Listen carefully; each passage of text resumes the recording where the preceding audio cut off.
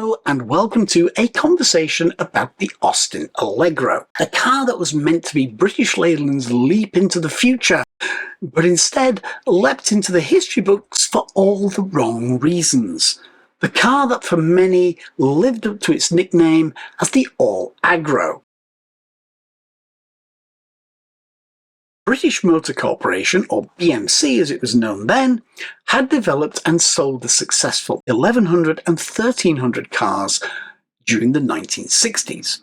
A car popular enough to keep the Ford Cortina off the top spot and was in the top 10 of the cars sold in the UK for most of its lifetime. Things, though, were changing in the market, but no one had actually thought about starting to design a successor. So, with replacements being expected, a new car was needed quick, and in this panic, the Allegro was born out of both necessity and desperation.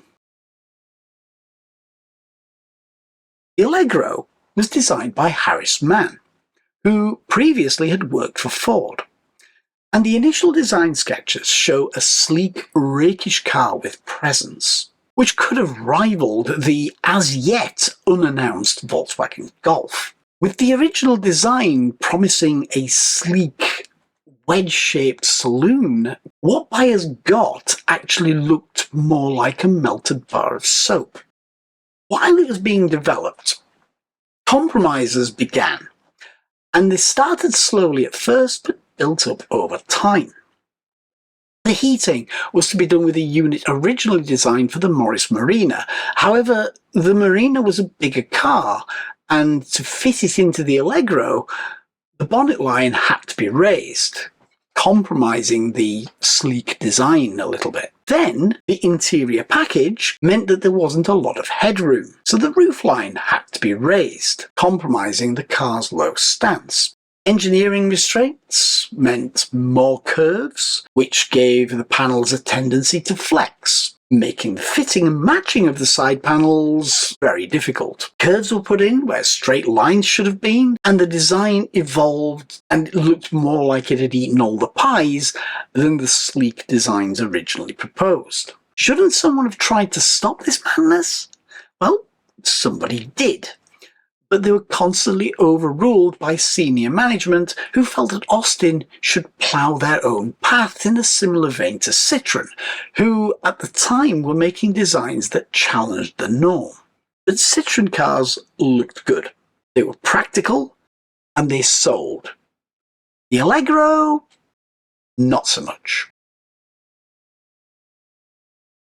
When it hit the market, British Leyland, as they were known by that time, tried to pitch the Allegro as modern, stylish and practical, but buyers weren't that convinced. Sales were okay at first, mostly riding on the company's existing reputation.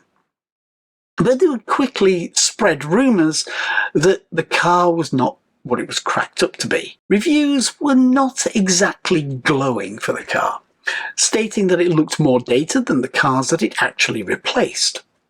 Quite a talent, if you think about it. The quadratic steering wheel was often overlooked as a gimmick, despite the fact it gave a better view of the dash. Its design was basically a rectangle with rounded corners, which, when the Metropolitan Police bought a few hundred cars, stipulated that a normal round steering wheel should be fitted instead. Within a year, round steering wheels were the norm for all Allegros leaving the factory.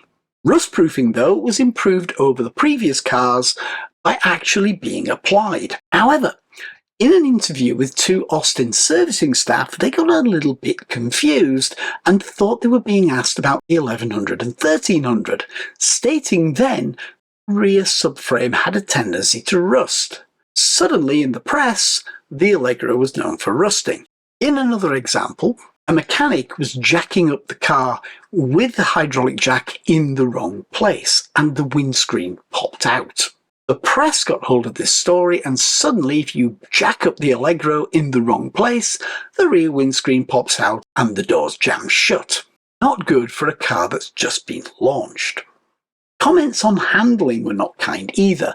Despite the fact the suspension had been replaced with the new hydrogas system, which was an improvement over the hydroelastic system of the previous cars, handling was wallowy at best. Also, as a result of the more bulky seats, the interior was cramped despite it being the same volume as the 1100 and 1300 that it replaced, where you had more legroom. The new interior as well had all the styling and appeal of an asbestos kitchen counter.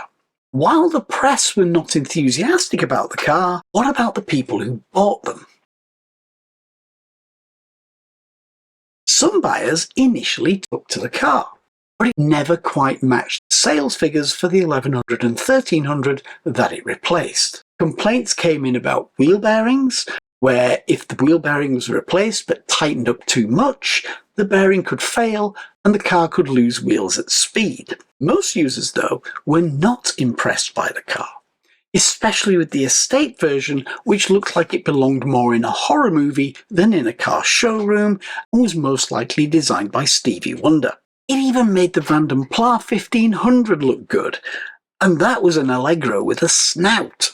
Owners were the ones to give it the nickname the All Aggro, as every feature that promised to be an improvement seemed to go wrong. Reliability was a nightmare. Rust turned the cars into scrap within a few years. Mechanically, the car was cursed by BL engineers, and they could not believe some of the decisions that had been made while the car was being designed. While some issues were fixed in subsequent revisions, though, many of them were there until the car's eventual replacement. Internationally, the story was no better. The Innocenti Regent, the Italian version of the Allegro, was an even bigger flop, most likely renamed by owners as the Regret after the feeling you get when you first drive your new purchase. Trying to sell a drab, clumsy British saloon to the style-conscious Italians was like marketing boiled cabbage as haute cuisine. Later, there was a sporty Equipe, which was put together to go up against the new Golf GTI. But its design seems to be inspired by a blurry negative of the car from Starsky and Hutch, coloured in with crayon.